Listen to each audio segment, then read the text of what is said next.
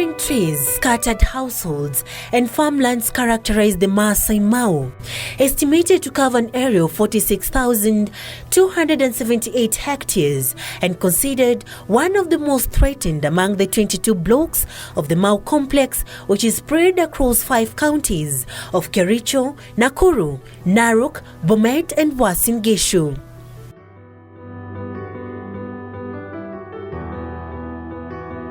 Twenty-one of the blocks are gazetted as state forest under the Kenya Forest Service, while the Maasai Mau is gazetted as trustland under the Narok County government and is a major source of major rivers, including Amalo River, a key tributary for the Mara Serengeti ecosystem, which drains into Lake Victoria. Enkari Narok and the Wasongiro rivers drains to Lake Natron, which is a breeding ground for lesser flamingos and sikinda. Let's ask ourselves, if this kind of destruction continues in the next 10 years, where will we be? We'll be begging all over the place. We'll be exposed to neocolonialism. We'll always depend on other people. The Mau is home actually to animals like the aardvark. It has not been seen in Kenya for many, many years, but Mau is the home of the aardvark. It is the home of the eland. The ballooning of the group ranches and illegal activities in the forests, including charcoal burning, logging and forest fires, prompted efforts to restore the Mau forests.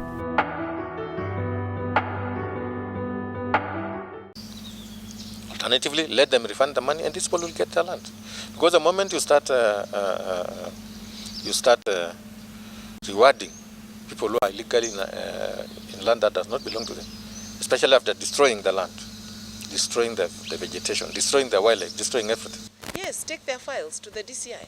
Let them come and say what they did with land that did not belong to them. The formation of the All-Intutu Boundary Commission in 1986, where there was realignment of boundaries between the Maasai Mau forest and the original boundaries of the group ranches, was perhaps the first attempt to resolve a problem that was threatening to get out of hand.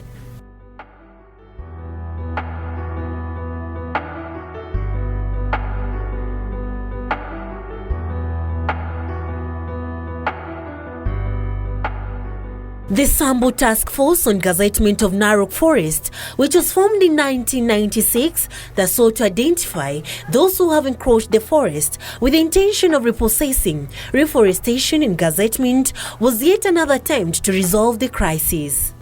But it is in the Ndungu Land Commission report of 2005 that revealed the extent of rot that had bedeviled the country's land sector, recommending repossession of all illegally acquired land.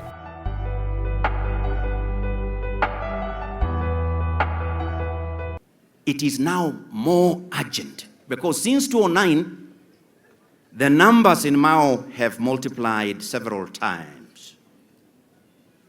The destruction is heart-wrenching. In August 2009, Parliament discussed and adopted the report of the Mau Task Force 3 years after another violent eviction from Mau Forest that was halted following a court order. According to the guidelines, those set for eviction shall be given prior notification of at least 3 months, published in the official government gazette and served to the affected people individually, or, where that is not possible, pinned in an open place where everyone can see.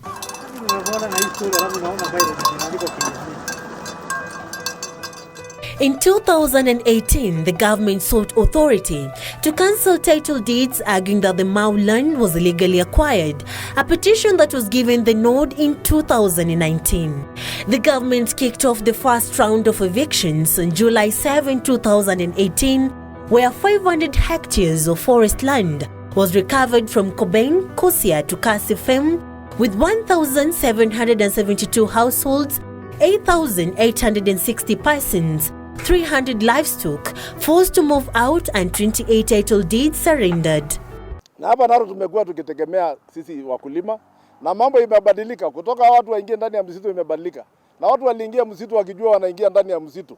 Hakuna vile unaweza nunua shamba ambayo iko msitu na hakuna nyumba hata moja iko ndani na unasema ni shamba yako. The second phase was scheduled for this year, an exercise that has attracted opposition from a section of political leaders. Tungependa viongozi wetu wa siasa tafadhali, kuna mambo mengi ambayo mtu anaweza kutafuta nayo kura. Saizi Mau forest is not available. Tafuta mambo mengine. According to a report from the Ministry of Environment, sensitization meetings were held by the Narrow County Security Intelligence Committee between August 2018 to August 2019, and illegal settlers in the Maasai Mau given 60 days to voluntarily move out of the forest. Unajua ile phase 1, wakati tulifanya phase 1, watu walisema kwamba tulihangaisha wananchi sana, tulikuwa very unfair, tulikimbiza watu. Wakati huu tumepatia watu siku 60 ya kutoka kwa hiari yao, 60 days. Lakini ikifika siku 60, ndugu zangu, itakuwa ni mbio. Haitakuwa ni kupembelezwa. Niliona wengine kwa runinga wakisema kwamba mimi hapa sitoki. Mtu anasema hapa sitoki, anafikiri kwamba tunaomba yeye kutoka.